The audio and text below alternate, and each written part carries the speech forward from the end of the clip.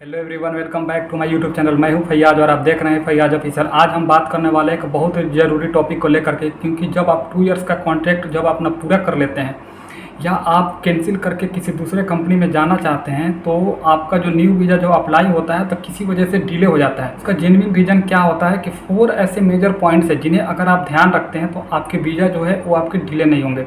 बहुत सारे ऐसे कमेंट आते रहते हैं और लोग पूछते भी रहते हैं कि मेरा वीज़ा जो है 1 मंथ हो गया, 2 मंथ हो गया, अभी तक मेरा वीज़ा नहीं आया है। कौन से ऐसे मेजर पॉइंट्स हैं जिन्हें अगर आप ध्यान रखते हैं तो आपका वीज़ा जो है डिले होने के चांसेस जो है बहुत ही ज़्यादा कम हो जाएंगे। अगर आप इस चैनल पर नए हैं तो प्लीज़ चैनल को लाइक कर दें और ज़्यादा से ज़्यादा शेयर कर दें। तो देखिए 4 ऐसे मेजर पॉइंट्स हैं जिन्हें आपको ध्यान रखना है। कहीं दूसरे जगह जब अपना कॉन्ट्रैक्ट पूरा करके दूसरे जगह आप अप्लाई करते हैं या आप कैंसिल करके दूसरे किसी कंपनी में ज्वाइन करना चाहते हैं, सबसे पहले नंबर पर जब हम आते हैं कि जब आप किसी दूसरे कंपनी के लिए ट्राई कर रहे हैं तो आप इसका प्री प्लान जो है 6 मंथ पहले या 3 मंथ पहले से ऐसा शुरू कर दें।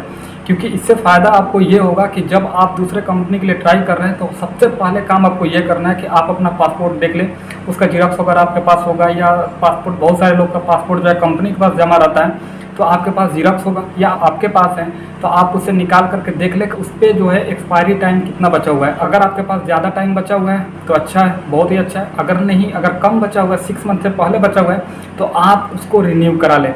या तो आप 6 मंथ से ज़्यादा थोड़ा है तो आप दूसरे जगह ज्वाइन करके भी आप वहाँ पे रिन्यू करा सकते हैं। 6 मंथ से पहले है तो आप इधर ही रिन्यू करा लें तो अच्छा है। अगर 6 मंथ से ज़्यादा टाइम बचा हुआ है, 1 ईयर 2 ईयर, तो ऐसे आप वहाँ जा कर के भी आप उसको रिन्यू करा सकते हैं। सबसे पहला पॉइंट ये आपको ध्यान में रखना है। दूसरा जो इम्पोर्टेंट अपडेट है इससे सेम इसी से रिलेटेड है, क्योंकि इसमें क्या होता है कि जब आप अपना पासपोर्ट रिन्यू करा लेते हैं अपने पिछले कंपनी में, तब आप उनको ये बोलना रहता है कि आप जो है इसको लेबर डिपार्टमेंट जो होता है या इमिग्रेशन डिपार्टमेंट जो होता है उसमें आप इसको अपडेट करा दें मेरे पासपोर्ट को। इससे क्या होगा कि जब आप न्यू वीज़ा के लिए अप्लाई करेंगे तो उसमें होल्ड होने के चांसेस जो है बहुत ज़्यादा कम हो जाएंगे। आप उनसे बोल के ये किसी तरह से करा लें, क्योंकि जब आप ये नहीं कराएंगे तो जब आप दूसरे जगह अप्लाई करेंगे तो आपके जो वीज़ा है वो होल्ड हो जाएंगे। किसी वजह से आपके वीज़ा जो है, आपके पासपोर्ट पे जो है एक्सपायरी टाइम जो है कम बचा हुआ है, या आप अपने पासपोर्ट को रिन्यू किया है और आप उसको वहाँ पे अपडेट नहीं किया हुआ है, जब वो लोग अपने सिस्टम वगैरह में चेक करेंगे तो वहाँ पे एक्सपायरी डेट वगैरह बहुत सारे चीज़ जो है मेंशन नहीं हुआ रहता है, जिससे आपका जिसके वजह से आपके जो वीज़ा हैं वो होल्ड होने के चांसेस जो है बहुत ही ज़्यादा बढ़ जाते हैं और आपको न्यू वीज़ा इशू होने में बहुत ज़्यादा प्रॉब्लम होता है। तो आप देखिए, जो तीसरा और जो सबसे इम्पोर्टेंट अपडेट ये है कि जो कैंसिलेशन का प्रोसेस होता है वो 2 टाइप का होता है। एक होता है लेबर कैंसिलेशन प्रोसेस, दूसरा होता है immigration cancellation process. Labour cancellation process अगर का पिछला कंपनी आपका कर देती है तो आप जो है नए कंपनी में ज्वाइन कर सकते हैं। उसमें आपको लीगल तौर पर आप वहाँ पर वर्क कर सकते हैं, उसमें आपको कुछ भी इशू नहीं होगा। इमिग्रेशन कैंसिलेशन प्रोसेस जो है उसमें आपको थोड़ा सा टाइम भी लगेगा, लेकिन आपको जो है नए कंपनी में वीज़ा आपको ईजिली मिल जाएगा। वहाँ से होल्ड वगैरह होने के चांसेस जो है बहुत ज़्यादा कम हो जाएंगे और आप लीगली तौर पे काम कर सकते हैं। अगर लेबर कैंसिलेशन प्रोसेस डन हो जाए तब आप डॉक्यूमेंट्स वगैरह का प्रोसेस कर ले उस बीच में।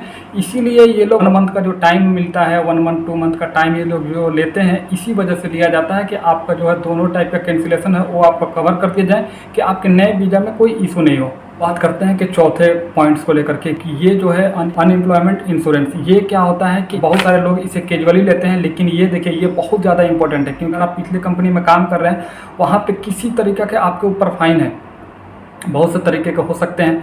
अगर आपने फ़ाइन पे वगैरह नहीं किया है, अगर आप उसके बाद आप दूसरे जगह ट्राई कर रहे हैं, सेम कंट्री हो गया, अगर आप वहाँ पे ट्राई कर रहे हैं तो आपके जो है वीज़ा होल्ड होने के चांसेस जो है बहुत ही ज़्यादा बढ़ जाते हैं। क्योंकि जब तक आप इसको क्लियर नहीं करते हैं तब तक आप वहाँ पे नहीं ज्वाइन कर सकते। तक आप इसको पे नहीं कर देते हैं और आप नए वीज़ा के लिए अप्लाई करते हैं तब आपके वीज़ा जो है वो होल्ड हो जाते हैं। इसे आप कैजुअली न लें। अगर आपका किसी भी तरीके का फ़ाइन हो और आप दूसरे जगह अप्लाई करना चाह रहे हैं तो आप अगर फ़ाइन वगैरह एक बार चेक कर लें। अगर किसी भी तरीके का फ़ाइन है तो आप उससे सबमिट कर दें। अब जो है आप नई जगह अप्लाई करें, कोई इसमें आपको इशू नहीं होगा। अदरवाइज जो है आपके वीज़ा जो है होल्ड होने के चांसेस जो है बहुत ही ज़्यादा हाई हो जाते हैं। देखिए यही जो 4 मेजर रीज़न होते हैं जिसके वजह से आपके वीज़ा जो है होल्ड हो जाते हैं। क्योंकि बहुत सारे लोग बोलते हैं कि मेरा वीज़ा जो है मैं नए जगह अप्लाई किया हूँ, मेरा वीज़ा जो है होल्ड हो गया है, और किस वजह से होल्ड हुआ है उन्हें भी पता नहीं रहता है। तो ये 4 मेजर रीज़न हो जाते हैं जिसके वजह से होल्ड हो जाते हैं। तो आप इस चीज़ का ध्यान रखें।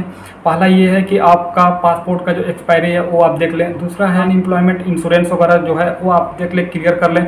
और तीसरा जो है पासपोर्ट को है टाइम रहते आप उसको अपडेट करा लें। अगर उस पर कम टाइम है तो आप उसको रिन्यू करा सकते हैं, अगर नहीं है अगर ज़्यादा टाइम है तो वेल एंड गुड, बहुत ही अच्छा। और इसके बाद जब आप नए वीज़ा के लिए अप्लाई करते हैं और आपका जो नया वीज़ा जब सिस्टम में वो लोग डालेंगे नए वीज़ा के लिए, तो तब जो है आपको कुछ भी इशू नहीं होगा। देखिए ये सारे चीज़ अगर आप क्लियर कर लेते हैं और नई कंपनी जब आपका वीज़ा डालती है सिस्टम वगैरह में जब, तो वहाँ पे क्या है कि आपको एक्सेप्ट आपका हो जाता है। लेकिन अगर आप ये सब चीज़ें में किसी वजह से आपका डिले हुआ है, अगर आपने इसको सही तरीके से नहीं किया है, तो जब और लोग नए वीज़ा के लिए अप्लाई करेंगे तब आपका वीज़ा जो है एक्सेप्ट नहीं करेगा। तब उनके तरफ से इन्फॉर्मेशन आता है कि आपका वीज़ा जो है किसी वजह से डिले हो रहा है, तब आपका वीज़ा, तब उनका पीआरओ जो है वो बताता है कि ये वीज़ा जो है एक्सेप्ट नहीं कर रहा है किसी वजह से। इस तरीके की चीज़ों का आप ध्यान नहीं रखते हैं तो हाथ में आया चीज़ भी आपसे चला जाता है। तो इस चीज़ का हमेशा ध्यान रखें। आई होप ये वीडियो आपको अच्छा लगा होगा। मिलते हैं किसी नेक्स्ट वीडियो में बहुत जल्द आप लोग के साथ।